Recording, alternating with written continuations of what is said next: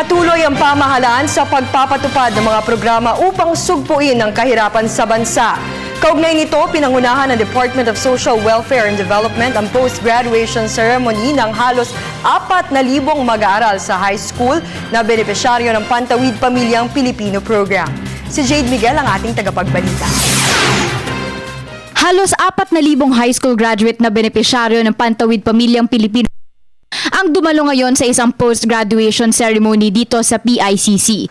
Ito ay mga graduate na nanggaling pa sa National Capital Region. Ngayong taon, mahigit 300,000 student beneficiary sa buong bansa ang nagsipagtapos ngayong taon. Layo ng seremonya na kilalanin ang pagpupursige ng mga student beneficiaries na nakapagtapos ng high school. Nagsilbing venue din ito kung saan maaari rin nilang malaman ang mga oportunidad pagkatapos ng high school tulad ng vocational courses at college scholarships.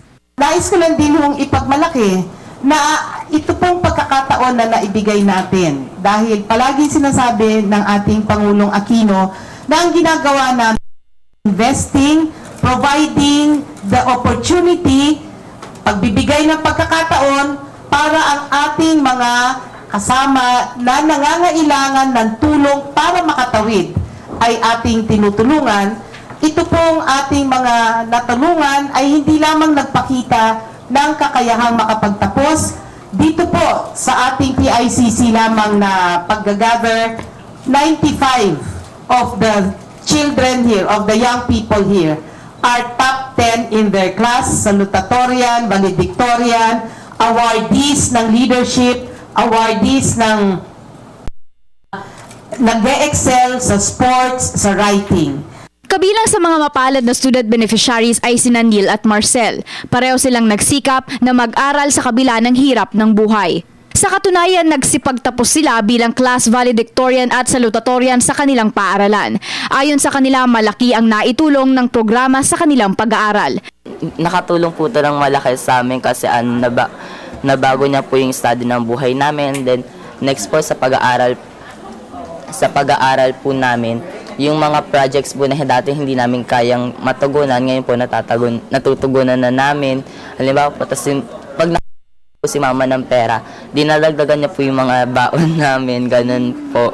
Tapos yung mga projects, tapos yung mga homeworks na kailangan pang may bibili na ganyan, ganun po yung ginagawa namin. Then nung naging part po kami ng Porpies, sa Porpies po kasi every month they give away 500 sa education sa high school. So with that, medyo nakakaluwag na rin naman po sa projects. Budget lang po. Maliban pa riyan, may sarili rin silang mensahe para sa mga tulad nilang estudyante na nagsumikap na mag-aral at huwag sumuko sa hamon ng buhay. Sila tumigil na mag-aral, tapos hindi lang po sila magsumikap. Kaya nga po na sinabi ng secretary ng DepEd, hindi po nasusukat yung batayan ng isang tao, yung tagumpay ng isang tao base sa kanyang talino. Nasusukat po ito sa kanyang sipag at pagtsatsaga. Kahit anong kahirapan meron ka, hindi siya hadlang. You must never give up. Because yung moment na nag-give up ka, it's when you lose.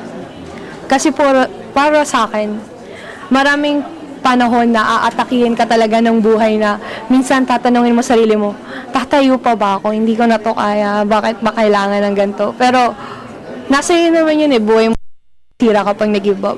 And there are ways po, and Porpies is one of them. And they will help you.